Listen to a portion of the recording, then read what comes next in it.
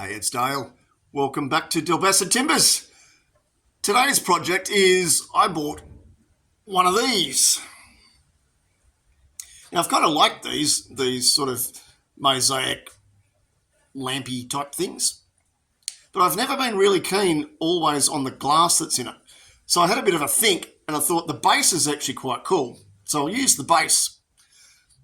But what I'm going to do is make a completely separate shade out of timber and I'm going to pierce it. So that way we've got all the lovely patterning that will happen. And hopefully the plan is that when we actually turn the light on inside it, it's going to give a really, really cool effect at night in the room. So that's the plan. Let's have a go. Okay, so we whacked it on the lathe. It's running reasonably true, as you can see. That's not too bad considering it's been sitting around the shed for, 5 or 6 years, so it hasn't gone too far out of the round. Now, I really only need about 2/3 of this. So rather than waste all this nice stuff that's out here, I'm actually just going to grab a marker pen and mark off roughly where I need to be. And that way,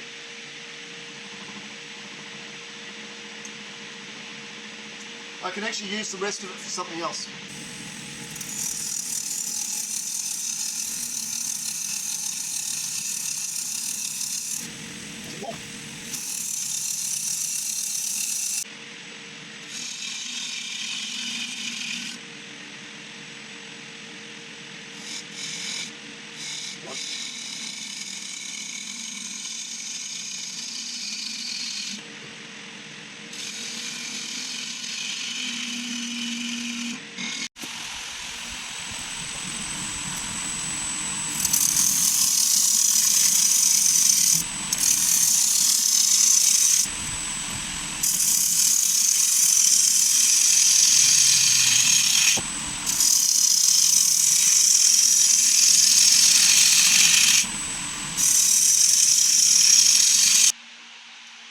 Alright, well that might look a little bit weird, but we are actually getting somewhere.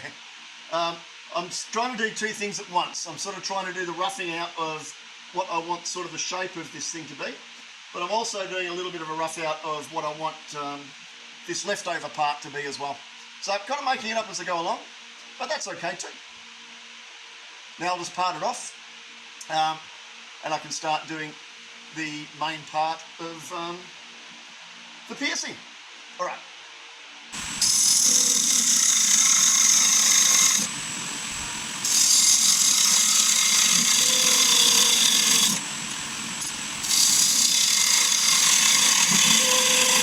I've only got a couple of centimetres to go there, and because I can only grip things with one hand here, I'm not going to try and grab hold of this as it comes loose.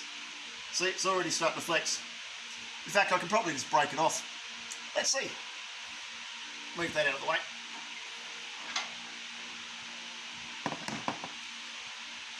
Get rid of that.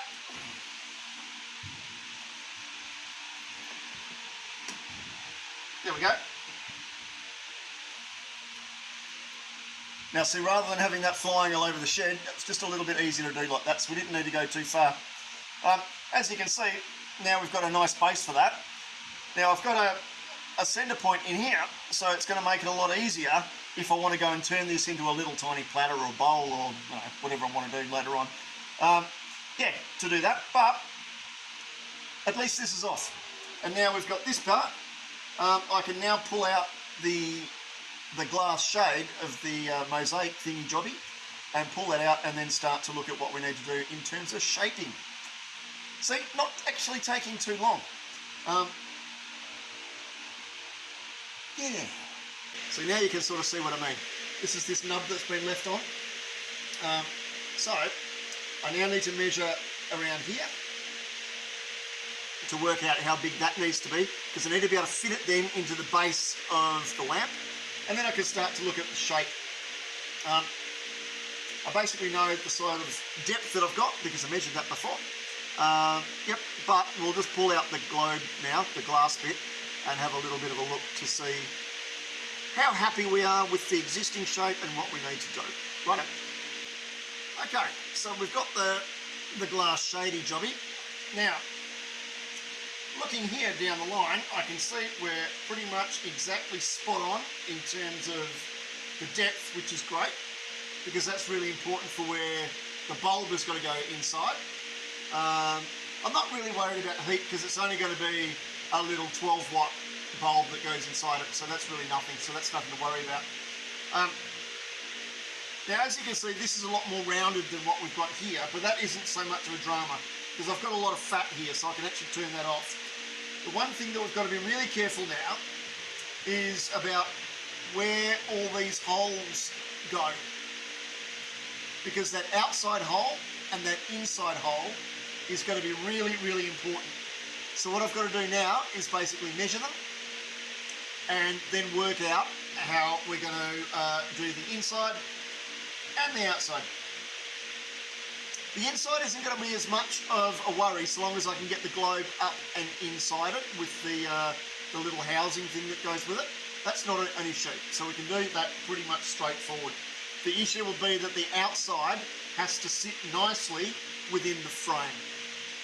So that's going to be the next thing we do. We've got to pull out the measuring devices and measure and mark things up. Okay, luckily, I think just looking at that, they're pretty much the same on the top and the bottom. But I will check, because that could be the famous last frickin' words and would be just typical, wouldn't it? Yep, all right, we'll make sure we do that, top and bottom.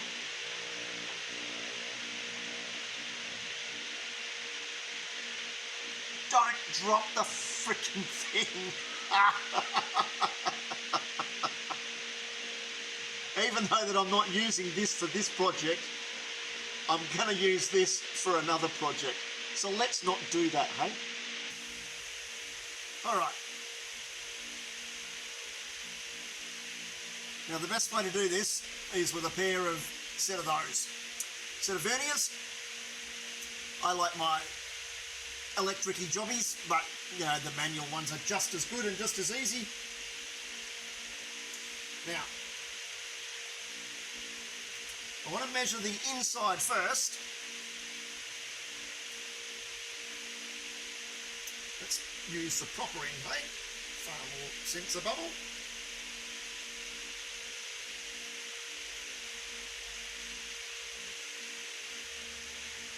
Okay, so that is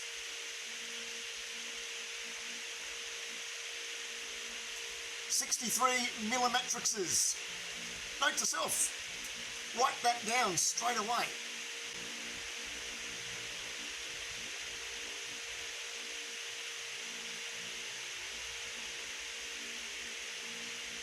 And if you write that down in the original box that it came from, particularly if you're going to put it back in there, then you know what all the dimensions are for the next time that you're going to use it.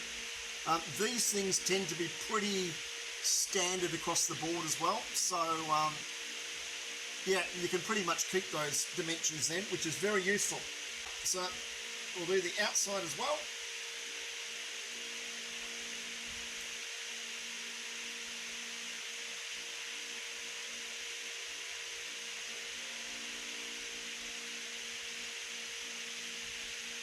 Okay, and that's 72. So, because I've got a memory like a sieve, we'll write that one down as well. Now, as I mentioned before, this inside measurement isn't really going to matter as much, so I can actually keep that a little bit thicker. I probably will anyway, and I'm going to keep it a little tiny bit deeper inside as well, just so that we've got a little bit more stability when we mount it back on the chuck. Because I'll probably do whichever end is fattest first. Then I'm going to drill a hole. I'll swap the chuck over because I'll need to. But out of pure curiosity, let's spin him over and check the other side. Because I have a funny feeling that it's not going to be the same. And it's not. Not by much. And that's 74 at the bottom. So while it's not looking like it's a big difference, when you actually go to do a fit later on, it will make a big difference and things won't fit, and that'll be a pain in your bum. let's just check the inside out of pure curiosity. No, let's write the frickin' thing down. Right. Up there for thinking, down there for dancing. And that one's 61. Now let's have a look at the other one. The other one was 63. So, yeah, not much of a difference. We might make them exactly the same. So I'll probably actually make them 60 because that'll mean it's a little bit narrower. But I will just hang on to this for accuracy so that I know. Got just a little bit of a handy tip because trying to fit things later on when they're not measured correctly can be a real pain, and that way you've got to go and remount things back on the lathe and try and get them to fit, and that's a real pest if you don't have many tolerances left and you don't have much timber and thickness left.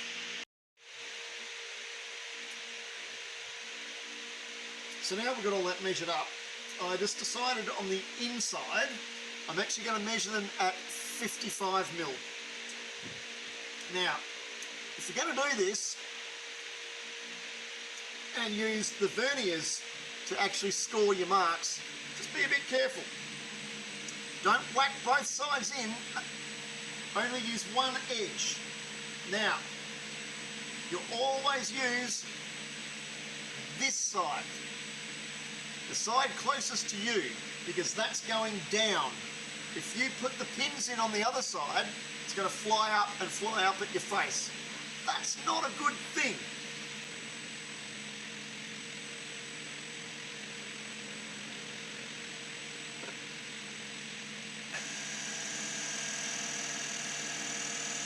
There we go. Take a little tiny wider edge again, see? So now I know that this section in here is what needs to stay there. Now once I've done this, I'll also do all the hollowing out first of all of this, and then I'll spin it around. This will then become the bit that goes onto the chuck eventually, and then we'll spin around and we'll do the same process on the other end, and we'll just replicate it. Happy days.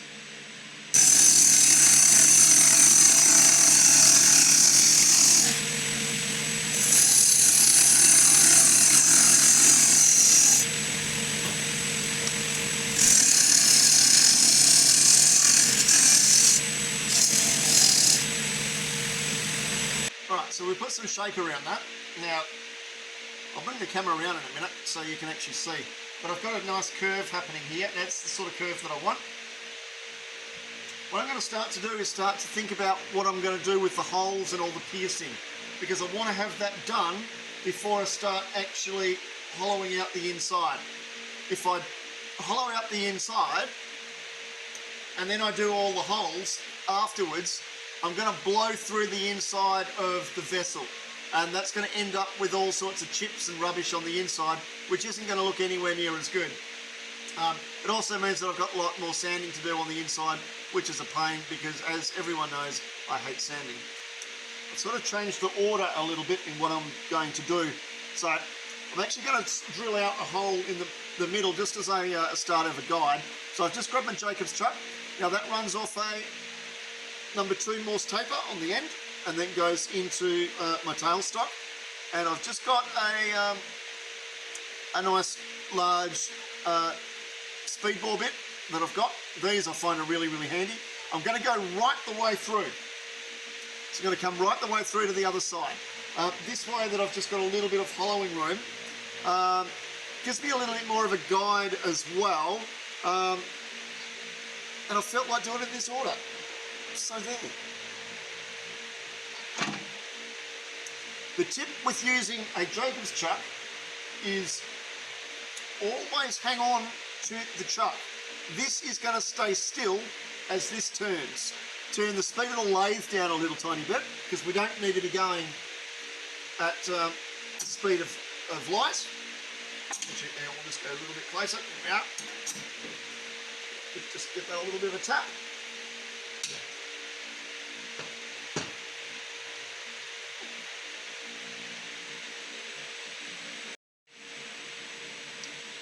So I've just grabbed my favourite marking implement. Well, it's not, it's just a pencil. And we'll just start to mark a little bit where we want this to be. Now I'm going to try and have things a little tiny bit geometric, but I need to also think about where this is going to sit actually on the shade. So I'm probably going to do 5 sets of larger holes.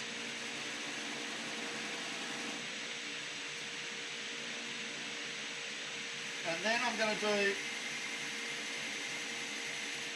random stuff around that. Well, it won't be random. It'll be a little bit like what I do with my holy rim bowls, where it really looks random, but it's actually quite geometric when you really look at it closely. So now that we're sort of marked out, I know where it's going to be, so now I can pull the drill out, and the tedious bit of drilling out all these freaking holes will commence. There's going to be probably a good couple of hundred of it on this, but we'll see how we go. So without completely boring out, I've started a little bit to map out where I'm going with the holes. As you can see, we do have a little bit of a pattern going on. These are just the big holes. I don't want to get it too much with the big holes, only because become a little bit concerned about the integrity of the thing when I actually start to hollow it out. If it's not looking okay, I might actually decide, yeah, I might do it anyway, to offset these holes a little tiny bit more and make it a little bit more geometric. Decisions. We'll see. But we're 48 holes in at the moment, so there we go. All right, we'll keep going. Sort of getting over this a little tiny bit. Should have actually put a little bit of footage up, I suppose. We're about 200 odd holes. I think we're about 220 holes in at the moment. I'm going to make some finer holes just to give some pinpricks, which will just give a little bit more definition. I found a little bit of that as I'm going. But yeah, it's pretty tedious. But yeah, as you can see, there is a little bit of a pattern to what I'm doing. Once the holes are in, I'm going to sand the outside, because it'll be easier to do, especially around this end where I've got to put this all into the chuck. Might actually take this out a little tiny bit so I've got some definition about what I'm dealing with at this end. Yeah. Holy moly.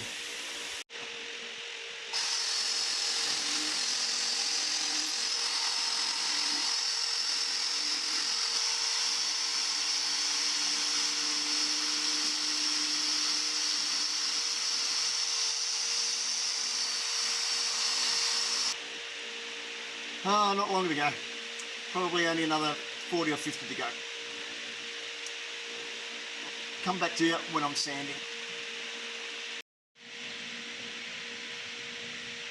So I've been fiddling a little bit more and decided that I wanted to put some more holes in because I think it would have looked better. So this is how far we've got.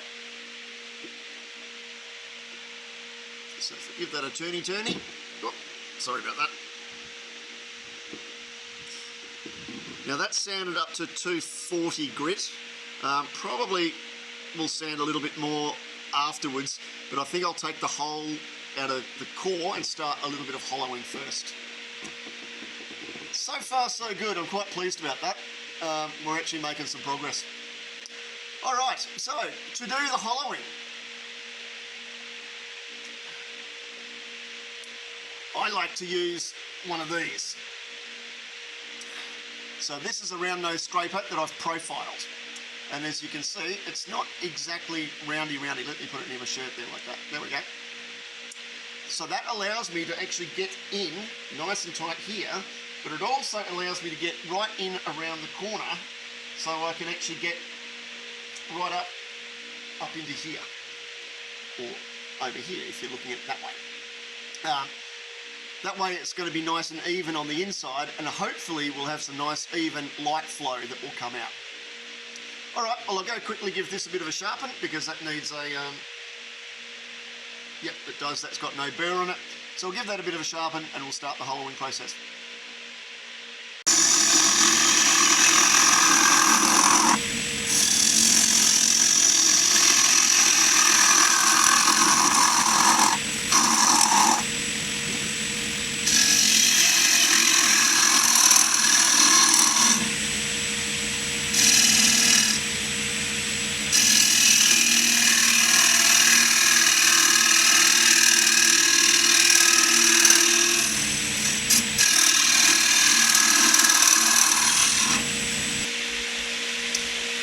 So when you're doing hollowing, an air gun like this really is your friend. But put your bucket down when you do it, otherwise it's just going to blow straight in your face. That sucks.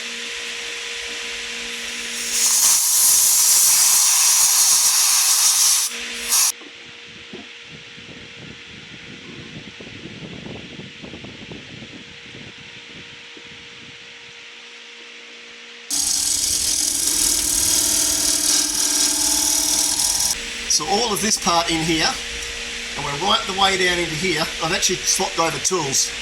This is a nice little cool tool that I've got. It's a little scraper with a pin thing on the end. Yeah, I'll turn it around the other way. Can you see it? Oh, like that. Anyway, that allows me to get right down in deep.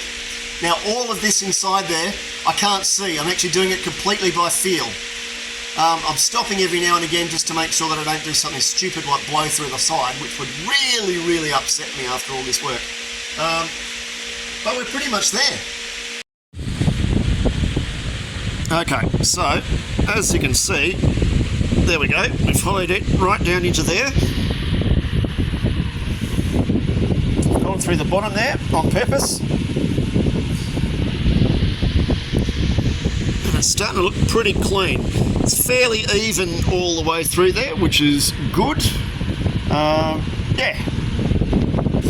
There's a little bit more fiddling around than what I wanted it to be. I might actually next time do the hollowing first and then worry about the holes. It's much of a muchness really. Anyway, that part's done. So now I've got to start to fit some things up and see how we're going to work it and then turn it around the other way. Alright, I'll put you back in the cradle.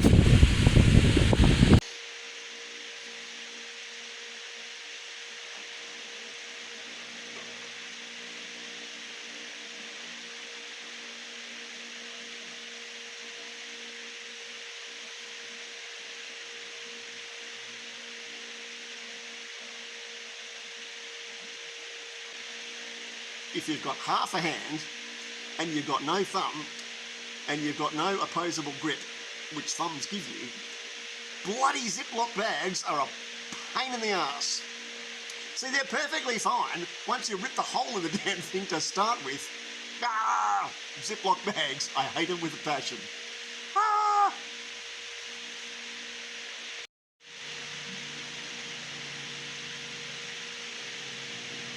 So I thought we'd better test this damn thing, hey?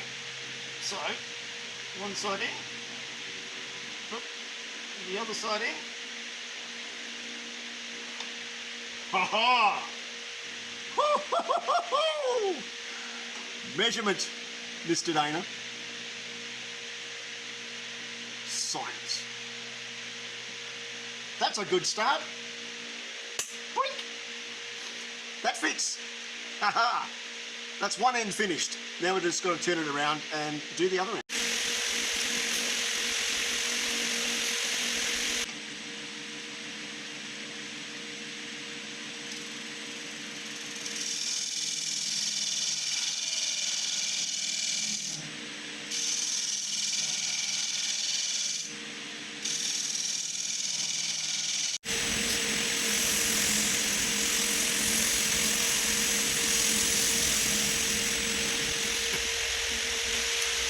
So there we are. Have a look at that. That's just got a finish on there now. I'm using custom grip step 2 by Scotty. Good gear. I think people know that I really like this stuff by now. Hang on, I'll bring you in for a bit of a closer look. Stretch.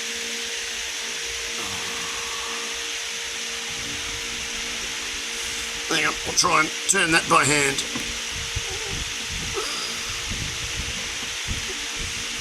What do you reckon? I reckon that ain't too shabby. Well, there it goes. Won't go any further. Alright, so now I've just got to take it off the truck and then put it together. We'll take some little bit of footage of what it looks like when it's got the lights on. We might even do some spooky stuff. Woo! What a dick. So there we go, it's all together. What do you think?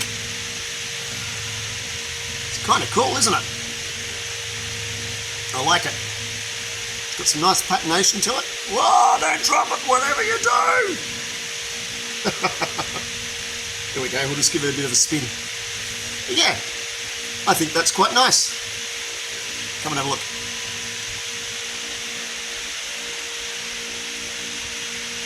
I'm quite happy with that. So we'll take a few stills and might turn the lights on, or turn the shed lights off and turn this on. See what it looks like. Well, what do you reckon?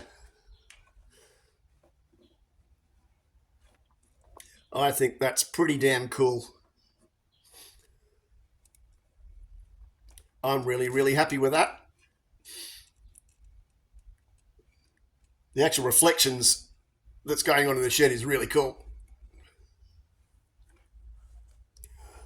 Next time.